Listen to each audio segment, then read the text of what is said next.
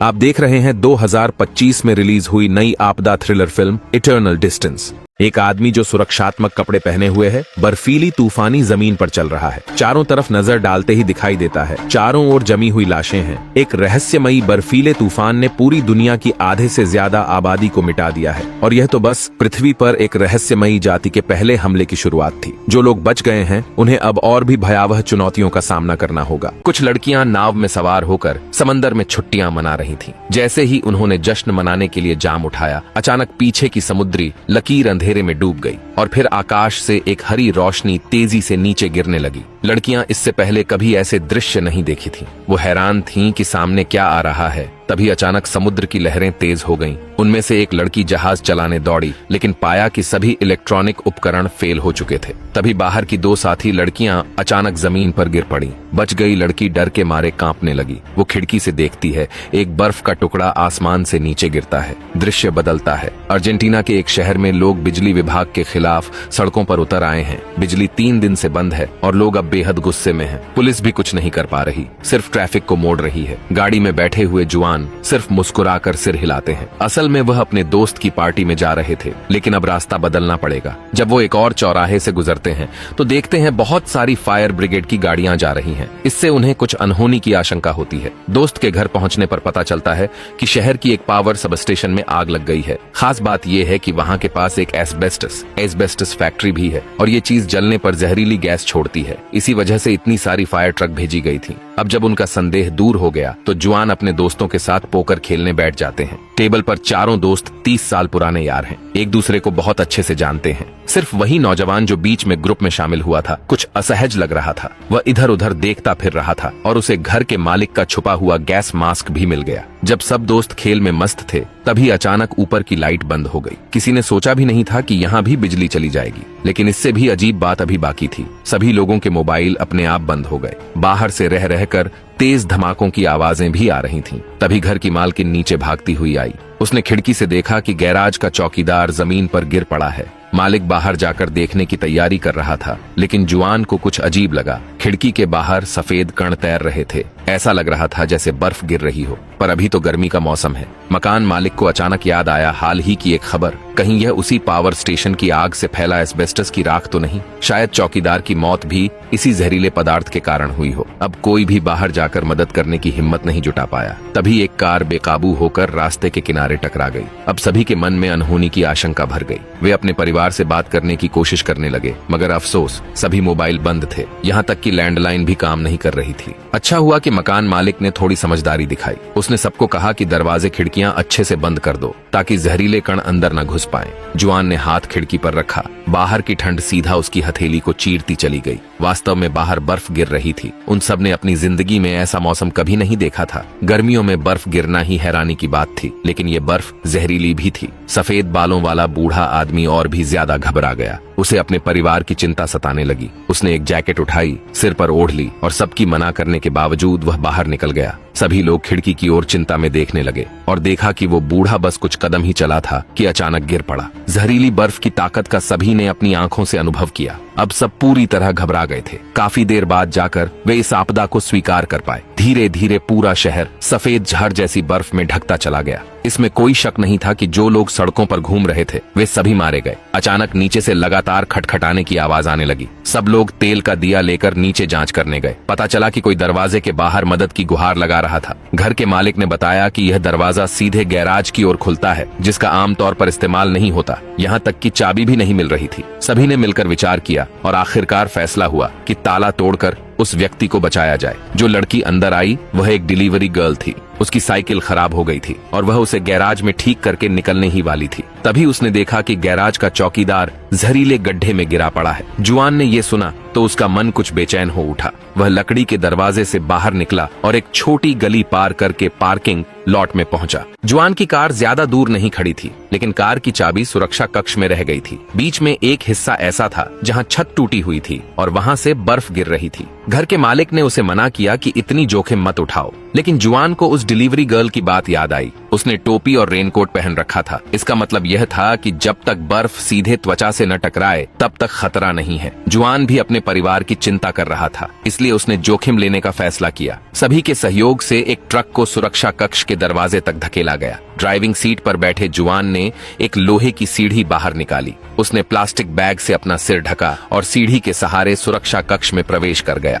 जुआन ने अपनी और अपने दोस्तों की सभी चाबियां निकाल ली। सबने राहत की सांस ली। आखिरकार इतनी बड़ी आपदा में कोई भी किसी और के घर में आश्रय लेना नहीं चाहता था। लेकिन जब जुआन ने चाबी लगाकर कार स्टार्ट करनी चाहिए तो कार में कोई प्रतिक्रिया नहीं हुई। अब जाकर सबको समझ आया कि बिजली गुल होना और मोबाइल बंद होना कोई इत्तेफाक नहीं था। जरूर शहर पर एक बड़ी इलेक्ट्रोमैग्नेटिक पल्स EMP का हमला हुआ था, जिससे सभी इलेक्ट्रॉनिक डिवाइसें फेल हो गईं। अब स्थिति पहले से भी ज्यादा गंभीर लग रही थी, क्योंकि ऐसी तबाही या तो सूर्य तूफान से हो सकती है या फिर परमाणु बम के विस्फोट से। तभी मकान मालिक ने देखा कि सामने वाले घर की लाइट जल रही है। एक बूढ़ा आदमी खिड़की के पास खड़ा था। उसे बहुत चिंता थी कि कहीं सामने वाला खिड़की न खोल दे, इसलिए वह यथासंभव संकेत देने लगा ताकि उन्हें चेतावनी दे सके। लेकिन उसकी यह हरकत सामने वाले की जिज्ञासा भड़का बैठी। बूढ़े आदमी ने झट से खिड़की खोल दी। कुछ ही देर में उसकी पत्नी भी वहां देखने आ गई। नतीजा यह हुआ कि पति पत्नी दोनों ही उड़ती हुई बर्फ की बूंदों के बीच तुरंत जमीन पर ढेर हो गए। अब जब आसमान थोड़ा थोड़ा उजाला होने लगा,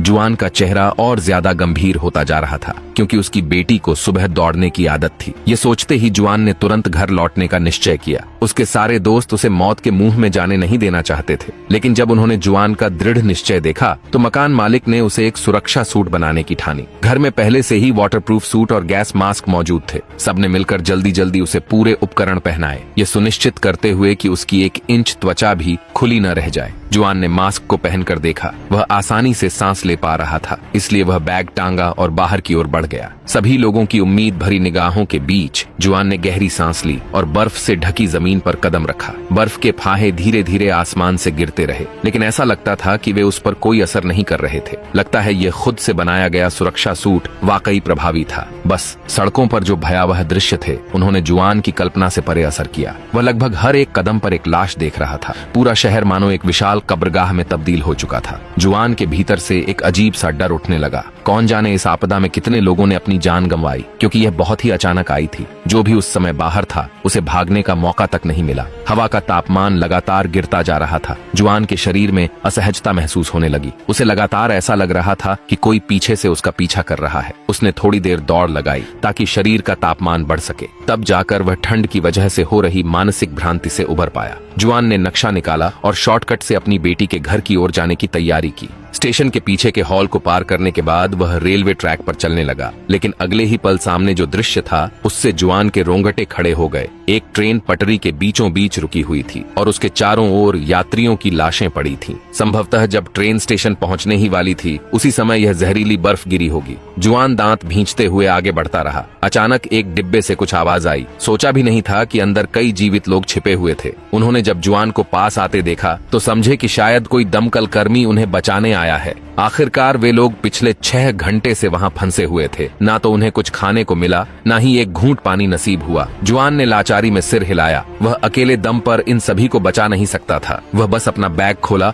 और उसमें से एक बड़ी बोतल मिनरल वाटर निकाल कर दे दी। अब आगे उनकी जान बचेगी या नहीं, ये सिर्फ उनके भाग्य पर निर्भर था। रेल की पटरी पार करने के बाद जुआन बहुत जल्दी अपनी पत्नी के घर के नीचे पहुंच गया, क्योंकि दोनों सालों से अलग रह रहे थे। बेटी हमेशा पत्नी के साथ ही रहती थी। सीढ़ियों की तरफ बढ़ते हुए जुआन ने अपना सुरक्षा मास्क उतार दिया। सीढ़ियों पर लगातार पानी बहता दिख रहा था। कुछ बचे हुए लोग दरवाजे पर खड़े शायद ताला तोड़ने की कोशिश कर रहे थे। जब जुआन उस मंजिल पर पहुंचा जहां पत्नी रहती थी तो देखा कुछ लोग दरवाजे पर खड़े प्रार्थना कर रहे हैं। उसने उन पर ध्यान नहीं दिया और सीधा घर के अंदर चला गया। कई कमरों में खोजबीन करने के बावजूद पत्नी और बेटी दोनों ही घर पर नहीं थी। जुआन के मन में घबराहट की लहर दौड़ गई। उसी समय ड्राइंग रूम के बाहर से कुछ हलचल सुनाई दी। उसे लगा कि घर में चोर घुस आया है, लेकिन पूछताछ करने पर पता चला कि उसकी पत्नी ने ही किसी को दवा लेने भेजा था। जुआन की नजर नीचे गई। उसके हाथ की पीठ पर कपड़ों से चिकन ब्लड लग गया था। वह समझा कि शायद अब उसकी मौत निश्चित है, लेकिन तभी उसकी पत्नी सबको चीरते हुए आगे आई। उसने सारे गैर जरूरी लोगों को घर से बाहर कर दिया। तब जाकर बेटी की खबर दी। पता चला कि वह पिछली रात किसी सहेली के घर गई थी और अभी तक वापस नहीं आई है। ये सुनकर जुआन गुस्से से पागल होने लगा, लेकिन इससे भी बुरी बात यह थी कि पत्नी को अपनी बेटी की दोस्त का पता ही नहीं पता था। जुआन ने जबरदस्ती खुद को शांत किया। अभी शिकायत करने का वक्त नहीं था। उसने तय किया कि वह अब सीधा बेटी के स्कूल जाएगा। वहाँ स्कूल में यकीनन सभी छात्रों का पता मौजूद होगा। जुआन ने जैसे ही दरवाजा खोला, देखा कि बाहर बड़ी संख्या में स्थानीय निवासी जमा थे। असल में उसके जहरीली बर्फ से बचने की बात फैल चुकी थी। कुछ लोगों का अनुमान था कि जुआन के पास कोई विशेष इम्यूनिटी है। जुआन ने समझाया कि वह सिर्फ एक गैस मास्क का इस्तेमाल कर रहा है और वह बर्फ जो शरीर पर गिरती है वह जहर खो देती है। उसी वक्त एक गंजा आदमी सामने आया और मास्क देने की मांग करने लगा, क्योंकि इस इमारत में एक व्यक्ति ने निराश होकर बाथटब में आत्महत्या कर ली थी, जिससे पूरी बिल्डिंग का साफ पानी लगभग खत्म हो गया। अब ये सब लोग उम्मीद लगाए बैठे थे कि जुआन का मास्क उन्हें बाहर जाकर सुपरमार्केट से पानी लाने में मदद करेगा।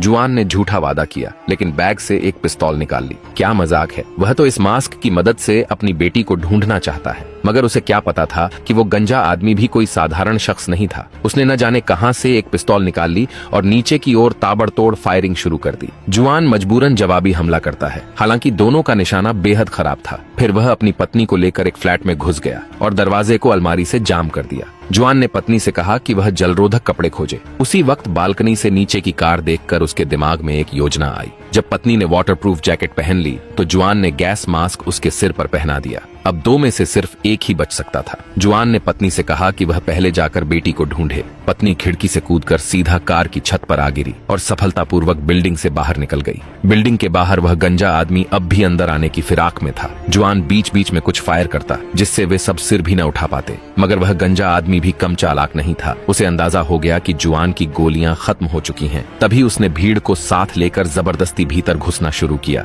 लेकिन जुआन तैयार था। उसने बाएं हाथ में एक प्लास्टिक बैग लिया और दाहिने हाथ में एक लकड़ी की कुर्सी उठा ली। भीड़ की हैरान आंखों के सामने उसने जोर से बालकनी का शीशा तोड़ दिया। गंजा आदमी और उसके लोग तुरंत डर के मारे भाग खड़े हुए और जुआन प्लास्टिक बैग की सुरक्षा में। उसे जहरीली बर्फ का कोई नुकसान नहीं हुआ। उसने तुरंत बैग उठाया और बिना देरी किए नीचे कूद पड़ी। तेज भाग दौड़ के कारण उसकी सांसें उखड़ने लगीं। जुआन को लग रहा था जैसे सांस लेना मुश्किल होता जा रहा है। कुछ ही कदम चले थे कि वह बर्फ में गिर पड़ा। अधमूंदी चेतना में उसे ऐसा महसूस हुआ जैसे वह किसी और ही जगह पहुंच गया हो। फिर जब वह दोबारा होश में आया तो खुद को एक कार के अंदर पाया। बगल में कुछ लोग थे जो सुरक्षा सूट पहने हुए थे। जब उन लोगों ने मास्क उतारे तो पता चला कि वे उसकी पत्नी और कुछ पुराने दोस्त थे। अजीब संयोग था। सुबह जब जुआन निकल चुका था तो उसके कुछ दोस्त आराम करने की तैयारी कर रहे थे। घर की महिला चाय बनाने के लिए नल का पानी लेने जा रही थी, लेकिन उसके पति ने उसे तुरंत रोक दिया। कौन जानता है कि नल का पानी जहरीली बर्फ से दूषित है या नहीं। सुरक्षा के लिहाज से उन्हें सिर्फ बोतलबंद पानी ही पीना चाहिए, मगर घर में उसका स्टॉक सीमित था, ज्यादा से ज्यादा कुछ ही दिन के लिए। सबको पूरा भरोसा था कि जुआन समय पर लौट आएगा। वह सुरक्षा सूट पहनकर स्टोर से सामान ला सकता है। मानना पड़ेगा, घर के मालिक की सुरक्षा चेतना गजब की थी। खाली बैठने से अच्छा उसने सारे दरवाजे और खिड़कियां मजबूत कर डाली। आखिरकार इस दुनिया में अब कैसे कैसे लोग हो सकते हैं। वह डिलीवरी बॉय जब उसके हथियारों को देख रहा था तो मन में उन्हें छूने का ख्याल आया, लेकिन घर के मालिक का चेहरा जैसे किसी चोर को देख लिया हो। डिलीवरी बॉय अब एक पल भी वहां रुकना नहीं चाहता था। उसने हेलमेट पहनकर वहां से निकलने का फैसला किया। घर का मालिक फावाली जल्दी से उसे रोकने आ गया। वह बस सतर्क इंसान था, किसी को मरते हुए देखना नहीं चाहता था। फावाली ने तय किया कि वह उस डिलीवरी बॉय की साइकिल ठीक कर देगा, शायद उससे वह सुरक्षित घर पहुंच जाए। साइकिल ठीक करते हुए फावाली को एक हैरानी हुई। साइकिल की लाइट अब भी जल रही थी। जब उसने खोलकर देखा तो पता चला कि खराब तो बस LED लाइट थी। पुरानी वोल्फ्राम फिलामेंट वाली बत्ती अब भी काम कर सकती थी। फावाली के दिमाग में एक साहसी विचार आया। उसने एक ग्रामोफोन को बैटरी से जोड़ दिया तार के जरिए। थोड़ी ही देर में एक मधुर संगीत की आवाज गूंजने लगी। तभी फावाली को एहसास हुआ कि इलेक्ट्रोमैग्नेटिक अटैक सिर्फ इंटीग्रेटेड सर्किट पर असर करता है, जबकि पुराने जमाने के उपकरण अब भी काम कर सकते हैं। सौभाग्य से उसके पास एक पुरानी कार भी थी। कार स्टार्ट होते ही वे तुरंत फायर स्टेशन पहुंचे। वहां सभी को एक एक सुरक्षा सूट मुहैया कराया गया। इसी दौरान दूर से गोलियों की आवाज सुनाई दी। फावाली को लगा शायद जुआन किसी मुसीबत में फंस गया है। जैसे ही वे एक मोड़ पर पहुंचे, उन्हें जुआन की पत्नी मिल गई और इसी तरह वे सभी मिलकर बेहोश पड़े जुआन को सुरक्षित बाहर निकाल लाए। जब पूरा दल बंद पड़ी सड़कों को पार कर रहा था तो किसी ने ध्यान नहीं दिया कि आसमान से कुछ आग के गोले नीचे गिर रहे थे। क्या कोई नई आपदा फिर से आने वाली है? अगर आप भी इसका जवाब जानना चाहते हैं तो जुड़े रहिए। मिलते हैं अगली कड़ी में।